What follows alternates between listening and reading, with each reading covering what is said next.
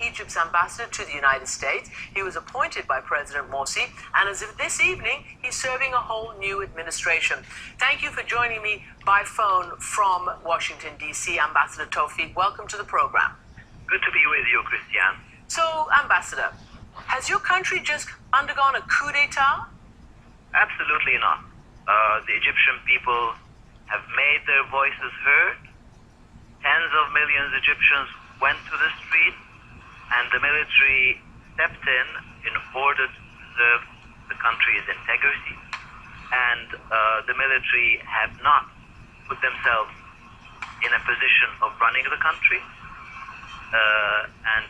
We know in the past, when the military were actually running the country, they ceded power voluntarily. So basically what we're seeing is the continuation of the Egyptian revolution. If I'm not mistaken, sir, they didn't cede power voluntarily. In fact, President Morsi put them back into their barracks, and that was met by huge demonstrations of popular support amongst the people. The question, I suppose, is, what do you expect the reaction from the United States? You are Egypt's ambassador to Washington. What do you expect the reaction to be from the U.S., which is a democracy and had hailed the first democratic elections in Egypt? Before answering that, I want to go back to what you said about that the military were forced out of power. That's not true. The military organized elections, and then they accepted the results of the election, and they voluntarily ceded power. Regarding your question about the relations between the United States and Egypt, these are relations, historical, long-standing relations between two nations. They're based on common interests, and certainly both people believe in democracy and human rights.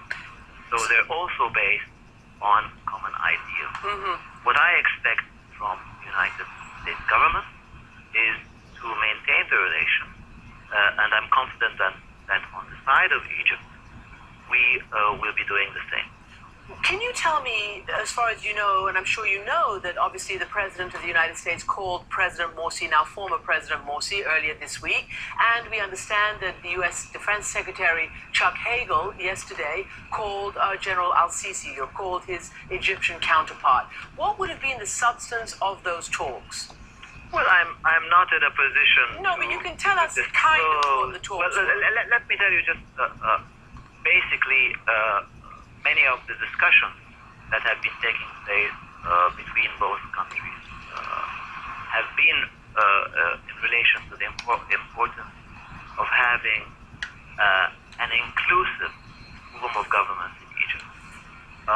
Unfortunately, Dr. Morsi failed at this objective miserably, and the result was that the Egyptian people decided that enough was enough. What we had wished in the past, and what I'm confident we will be able to achieve in the future, is a democracy in which everybody feels that they belong, that reflects everybody's point of view, that is owned by all the different sectors of the Egyptian people. What we need is a more inclusive approach government in Egypt. What do you think will be the time period of this interim leadership? Well, I think basically we have learned a lot from the experience of the past, and we will be trying to move ahead as quickly as possible. There are areas which can move faster than others. We will wait and see.